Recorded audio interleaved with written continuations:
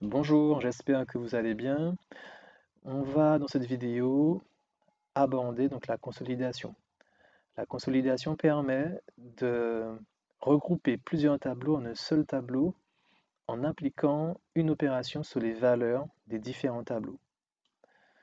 Donc, on peut appliquer comme opération une somme, une multiplication.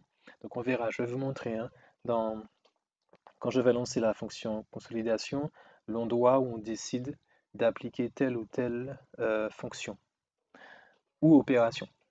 Donc, dans mon fichier, j'ai trois onglets, magasin Lyon, magasin Paris, magasin Toulouse.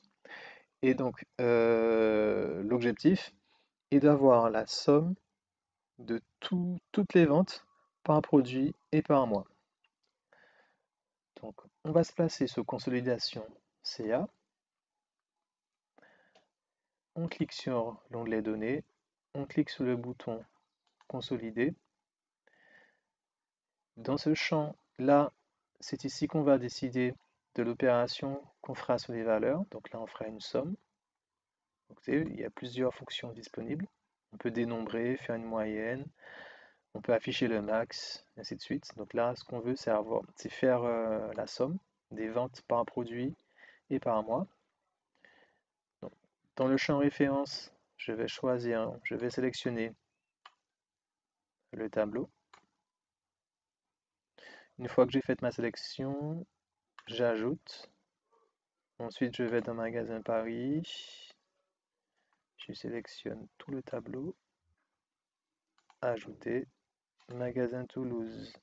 La sélection me convient. Elle est parfaite. Donc, j'ajoute. Ensuite, on va indiquer qu'on veut garder les étiquettes ligne du haut, donc c'est-à-dire janvier, février, mars, avril, et la colonne de gauche, donc les produits. Donc les étiquettes, si je les veux.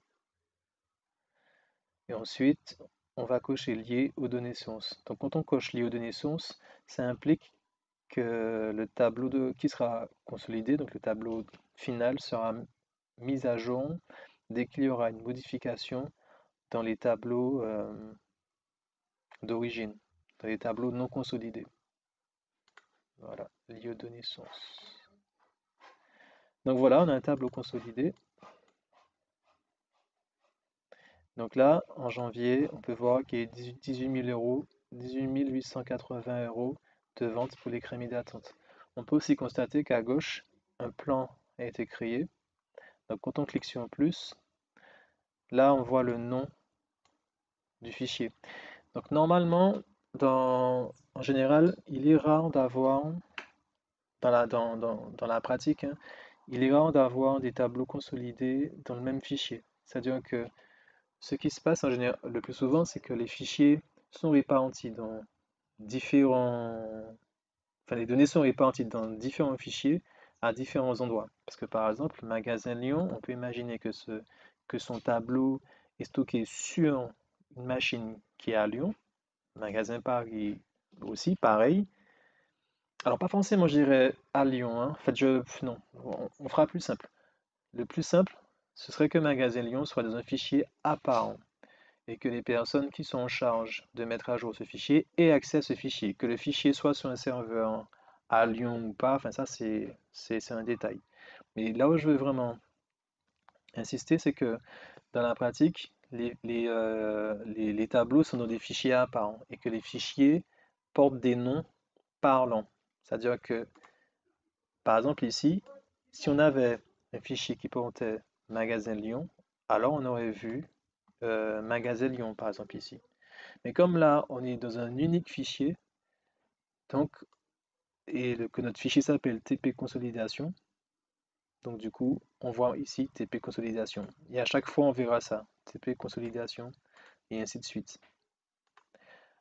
Donc on fera un autre exemple avec, on fera ce cas-là, avec une consolidation venant, enfin pas venant, mais avec des fichiers vraiment distincts. Et de là, vous verrez qu'on verra d'où le nom des fichiers. Et c'est comme ça qu'on peut savoir d'où viennent les données.